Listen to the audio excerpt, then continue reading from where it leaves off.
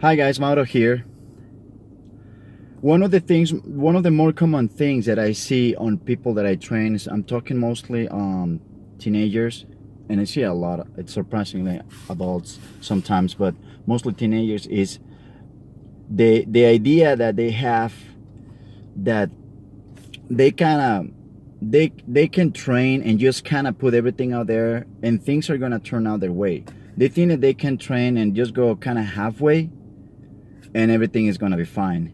And the truth is that it depends the amount of the intensity that you put on in training and the results that you're gonna have, whether you're gonna happy with it or not. It depends pretty much on what you want, on your perception of being successful, on your perception of feeling that fulfillment of progressing, of getting better.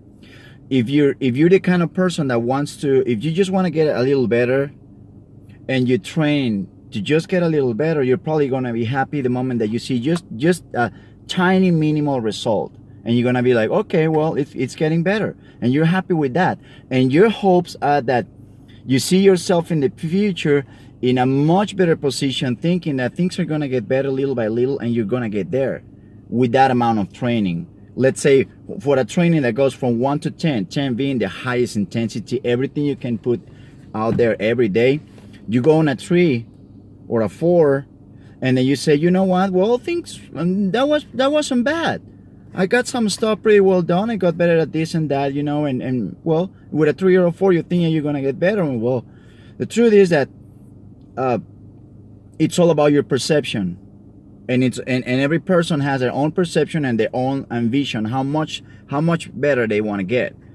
If you're the kind of person that wants to become a world class at anything, athlete, painter, anything, whatever it is that you want to do, if you're the kind of person that has the biggest ambition and you want to become a world class performer, then you know very well that if you go out there and you put a 3 or 4 intensity intensity on your training, then your results, if your training is at a 3 or a 4, your results are not going to be the same as putting a 9 or a 10.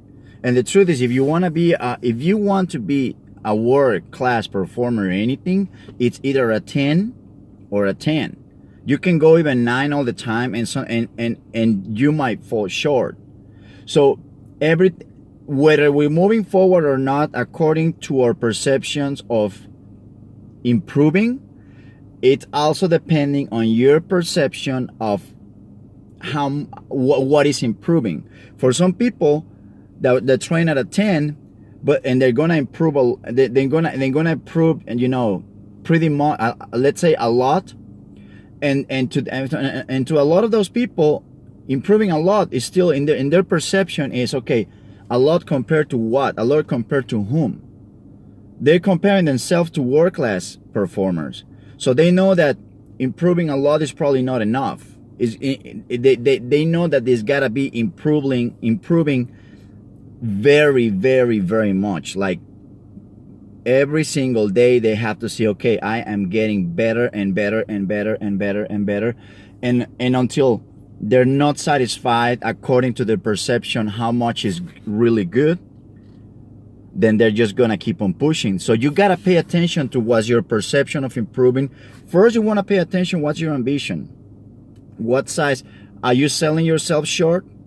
Are you thinking, okay, I think this is as far as I can get?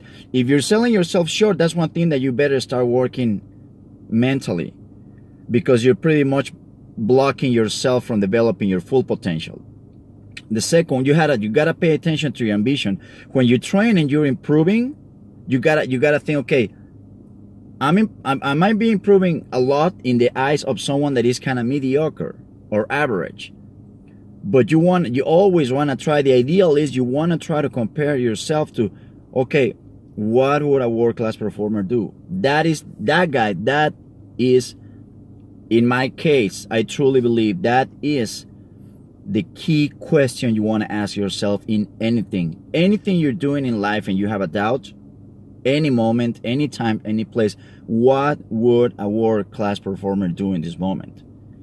So how would a world-class performer, what would they do when they wake up that morning that they feel like crap and they don't want to train? What would they do when they fail? When they were you were probably competing in front of tons of people, and you have a miserable setback, a pretty bad fail, and you feel small as a bean. You know, it's just like, I just feel horrible. I just want to go and hide under a rock. Well, what would a world-class player do in that situation? So you want to pay attention to your ambition. You want to pay attention to your perception of getting better too. You want to pay attention if your training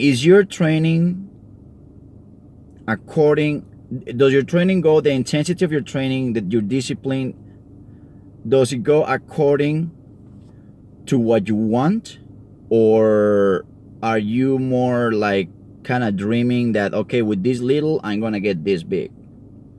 See, you got to pay attention to your perception. You got to pay attention to what you think about what is a lot to do, what is hard work, what in your mind, in your universe, what is the figure, what do you see when you think, okay, I gotta train hard, I gotta be disciplined, I gotta be ambitious, I gotta be determined, I gotta have that drive?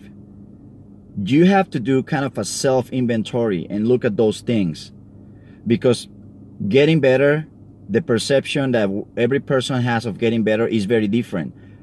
For someone that has a salary of $15,000 a year, his perception of getting better is probably just making, okay, if I make $16,000 or $17,000 this year, that's better. You know, I'm good. I'm getting better. And for some people will be, you know what, if I don't double that or triple that or more, I'm not gonna get. I don't think I'm getting better. So you want to pay attention to that. You want to do a self inventory and be brutally honest with yourself. World-class performers are brutally honest with themselves, and that's the only way you are really going to find out where you're standing and what you need to do, what you're lacking, and your weakest points where you have to work on. All right, guys? Inventory, mental inventory, work on that. Okay, guys? All right, well, I hope it helps, and I'll see you next time. Okay? Bye.